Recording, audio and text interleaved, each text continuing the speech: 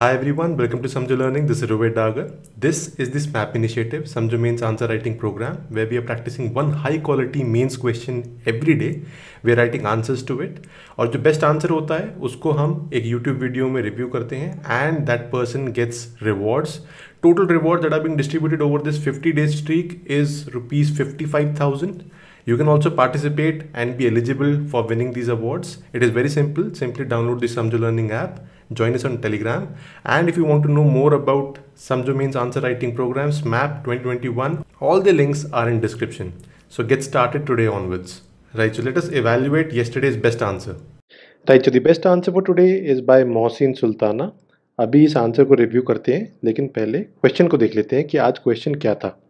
Day 4, the question was discuss the impacts of colonial rule on Indian art and architecture with suitable examples.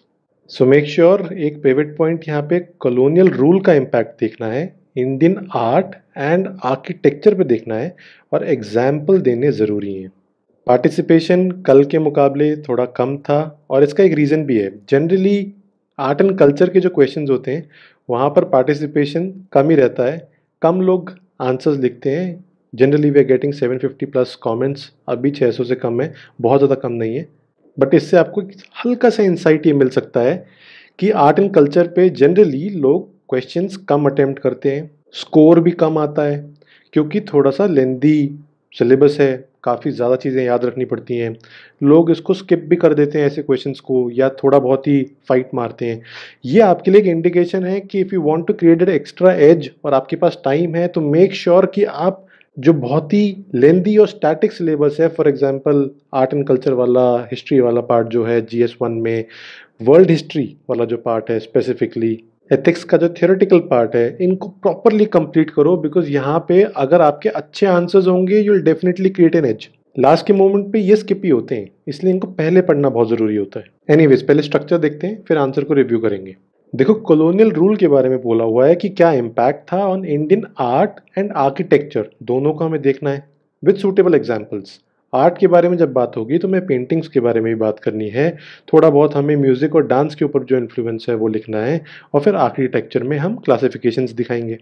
सबसे पहले हम introduction करेंगे. अब introduction में colonial rule के एक स्पैन को अगर आप डिफाइन कर दो, इट इज़ वेरी गुड कि by the end of the 15th century the European traders had arrived in India, but by mid 18th century they had colonised almost all of South Asia. जिसके बाद उनका influence शुरू हुआ on Indian art and architecture as well. फिर उसके बाद आप body में बात करोगे कि आर्ट के ऊपर क्या इम्पैक्ट था. अब देखो, पेंटिंग्स में यहाँ पे आप कंपनी पेंटिंग्स, बाजार पेंटिंग्स, मॉडर्न पेंटिंग्स अलग अलग तरीके से बात कर सकते हो. लिटरेचर के पॉइंट ऑफ व्यू से वेस्टर्न एजुकेशन के बारे में आप बात कर सकते हो. डांस एंड म्यूजिक में आप वेस्टर्न इन्फ्लुएंस जो आई है उसके बारे में बात कर सकते हो. लेकिन ये प्रॉपर स्ट्रक्चर में होना ज़रूरी है कि जो कंपनी स्टाइल था, this was in the 18th century, the east India companies merchants, they created a huge market for native art and a distinct genre of watercolor paintings this emerged which depicted scenes of everyday life, Indian forest customs. ये शुरुआत हो चुकी थी.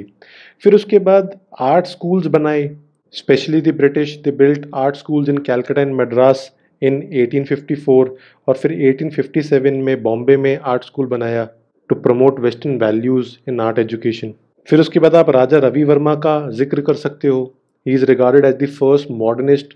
He advocated the adoption of Western techniques to produce a new aesthetic in the subjective interpretation of Indian culture.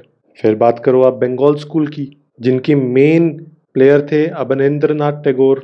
He was a member of the Tagore family, nephew of Rabindranath Tagore, the great poet. ये एक तरीके की nationalist movement थी in the early 20th century. This was in response to the Western academic art style. और इसका example आप देख सकते हो, भारत माता पेंटिंग, मदर इंडिया पेंटिंग.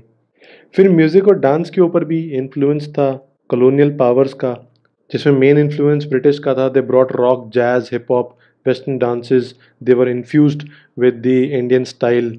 ये इंडियन क्लासिकल डांस को थोड़ा सा अनहोलसम मानते थे, प्रमोट नहीं कर रहे थे. ट्रेडिशनल हिंदुस्तानी क्लासिकल म्यूज़िक जो था वो डांस फॉर्म्स इतने ज़्यादा प्रमोट नहीं किए जा रहे थे, उनको इन्फ्यूज़ किया जा रहा था विद द वेस्टर्न स्टाइल. फिर इम्पैक्ट ऑन आर्किटेक्चर के बारे में आप क्या लिखोगे। अब कॉलोनियल पावर में आप सीधा ब्रिटिश के पॉइंट ऑफ व्यू से सोचोगे, सिर्फ सोचोगे तो गलत होगा, because it was not only British government और the British colonial power which eventually led to some changes in the Indian art and architecture. और भी कॉलोनियल पावर्स थी यहाँ पे, they were the Portuguese, Danish, French, ये भी लोग थे। पोर्चुगीज का आप सिंपल एक एग्जाम्पल दे सकते हो, Saint Catherine's cathedral. They built utilitarian warehouses, walled trading post, coast के आसपास फोर्टिफाइड सेटलमेंट्स इनकी होती थी। The Danish influenced areas of Nagapattinam, Tranquebar, Serampore. The French influenced the area of Pondicherry with Cartesian grid designs, classical architectural patterns. ये जो Cartesian grid design होती थी, एक परपेंडिकुलर स्ट्रीट्स होती थी, जो कि पौंडीचेरी में हमें देखने को मिलती है, एक डिस्टिंक्ट अर्बन आर्किटेक्चर है। फिर आप ये कह सकते हो from the 17th century onwards there were 3 distinct architectural styles जो कि हमें वेस्टर्न इन्फ्लुएंस दिखाती हैं। सबसे पहला है नियो क्लासिकल स्टाइल। इसमें क्या होता था कि ज्योमेट्रिकल कंस्ट्रक्शंस होती थी with towering pillars and arches in front, और इसको हम कह सकते हैं it came through the Greco Roman architecture. इसके जो ओरिजिन्स थे ये मेडिटेरेनियन रीजन से थे, and this was suppose to be ideal for tropical climates. Bombay में आप टाउन हॉल और एल्फिंस्टोन सर्कल के बारे में एग्जाम्पल दे सकते हो। फिर आता है नियो गॉथिक स्टाइल, जिसके बारे में आप ये कह सकते हो कि this style was typified by high pitched roofs, pointed arches, की कुछ इस तरीके से हमें देखने को मिलता है आर्किटेक्चर। अब there was intricate decoration in the neo Gothic style. Medieval buildings थोड़ी दिखती थी, ओरिजिन इनका थोड़ा ऐसा था, पर्टिकुलरली जो इनकी चर्चेज होती थी इन नॉर्दर्न यूरोप। और एग्जाम्पल में आप लिख सकते हो Victoria Terminus. Then the Indian Saracenic style, the Indian or the Indo-Saracenic style, this was a hybrid architectural style that merged the Hindu and the Mughal architectures. और ये जो architectural components को merge किया जा रहा था, this was merged with the Gothic cast arches, domes, there were spires, minarets, stained glass. और Britishers ये दिखाना चाह रहे थे they were the legitimate rulers of India by combining Indian and European styles in public architecture. जैसा कि simple सा example दे सकते हो, Gateway of India, Madras Chepauk palace. और फिर इवेंचुअली सिंपल सी कंक्लूजन लिख सकते हो। कंक्लूजन कुछ भी हो सकती है, ऐसे क्वेश्चन में जनरली कंक्लूजन आपको बस कवर अप करने के लिए होती है, कोई वे फॉरवर्ड देना नहीं है, कोई इसमें अच्छा बुरा बताना नहीं है। एक चीज़ का ध्यान रखना, अच्छे बुरे से मुझे याद आया, आप कभी भी आर्ट एंड आर्किटेक्चर को जब तक क्वेश्चन कुछ ऐसा बोले ना, तब तक आप कभी भी ये नहीं बोलोगे कि the colonial power ruled and they ruined the Indian art and architecture. ऐसा कभी भी नहीं बोला जाता है, बिकॉज कोई भी एक स्टाइल परमानेंट नहीं होता है। मुगल्स ऑल्सो रूल्ड, उससे पहले कोई और राजा महाराजा, उससे पहले जाओगे तो कुछ और टाइप का आर्ट एंड आर्किटेक्चर मिलेगा। आर्ट एंड आर्किटेक्चर हमेशा मल्टी कल्चरल होके इवॉल्व होता है, तो चाहे यहाँ पे वेस्टर्न इन्फ्लुएंस हो, वो भी evolution of art and architecture बोली जाएगी। वो ये नहीं बोला जाएगा कि मुगल्स का अच्छा था, इन्होंने खराब कर दिया क्योंकि यहाँ पे हमारी नेशनलिस्ट मूवमेंट चल रही थी, we were against the British colonialism और हमने उनको हटा दिया, इंडिपेंडेंस आई तो इसलिए उनका आर्ट एंड आर्किटेक्चर भी खराब था। नहीं, आर्ट एंड आर्किटेक्चर का पॉलिटिक्स से, फ्रीडम मूवमेंट से कोई आपको रिलेशन नहीं रखना होता जनरली। ऐसे आंसर्स लिखते वक्त you say that there was an influence of colonial powers, जिसकी वजह से there was more intermixing of such cultural mix और यूनिक होता चला गया। तो अपनी टोन थोड़ा उस तरीके से रखनी जरूरी होती है ऐसे क्वेश्चन में। एनीवेज, अभी हम बेस्ट आंसर को रिव्यू करते हैं। मोहसिन सुल्ताना का जो बेस्ट आंसर है, यहाँ पर सबसे पहले you'll see there is an introduction. 18th century की बात की हुई है कि इससे शुरुआत हुई, नया एक स्टाइल आर्ट एंड आर्किटेक्चर का निकल के आया। फिर इन्होंने डिवाइड किया है paintings, literature, dance and music में आर्ट को, which is fair enough. Company paintings ये कह रही हैं, बाजार paintings, modern paintings, Raja Ravi Varma का ये जिक्र कर रहे हैं, mother India, lady in the moon light, ये सब चीज़ें ठीक हैं। आप थोड़े बहुत एग्जाम्पल्स भी दे रहे हो, विच इज़ गुड। फिर आर्ट स्कूल जो बने कैलकाटा, मद्रास, चेन्नई में, बंगाल स्कूल एमर्ज हुआ। लिटरेचर के पॉइंट ऑफ व्यू से वेस्टर्न सिस्टम ऑफ एजुकेशन आया। दादा भाई नौरोजी का एग्जाम्पल ले रहे हैं आप, poverty and un British rule in India. और इम्पैक्ट में आप ये भी लिख सकते हो, which is a good point, कि English language unified various cultural groups in India, जिसकी वजह से नेशनलिज्म का कॉन्सेप्ट इंटेंसिफाई हुआ। And then we come to dance in music, decline in classical dance. अब देखो, दोनों चीज़ में आपको बड़ी आसानी हो रही है। You read the word decline, it is underline, and you read classical dance, तो पूरा सेंटेंस नहीं पढ़ना पड़ रहा, काफ़ी आसानी हो रही है एग्जामिनर को। कल मैंने एक कमेंट पढ़ा था जिसमें समवन वाज आस्किंग कि क्या हमें अलग अलग कलर के पेन्स यूज़ करने चाहिए. It is not recommended. Please don't do that. You'll be wasting a lot of time. Generally, it is advised to use blue or black pen. उसमें भी आपके पास इतना टाइम नहीं होता है कि आप पेन चेंज कर करके लिखो.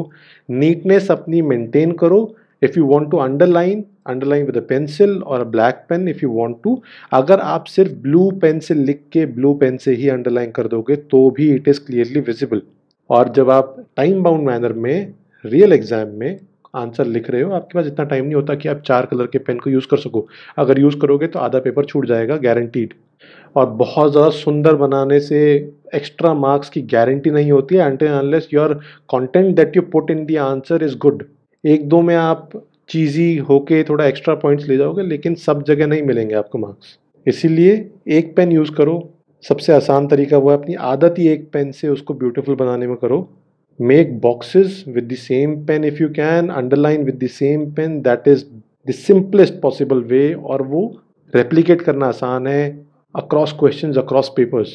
Right, so Indian architecture पे क्या इन्फ्लुएंस है? यहाँ पे पोर्चुगीज इन्फ्लुएंस की बात की जा रही है, फ्रेंच इन्फ्लुएंस की बात की जा रही है, ब्रिटिश इन्फ्लुएंस मुझे दिख रहा है, डैनिश नहीं है but it is okay. Portuguese में Iberian style, it is a good way of depicting the Portuguese influence. इनकी चर्चेज की स्पेशल मेंशन करना ज़रूरी है. Saint cathedral in Goa which is a good example.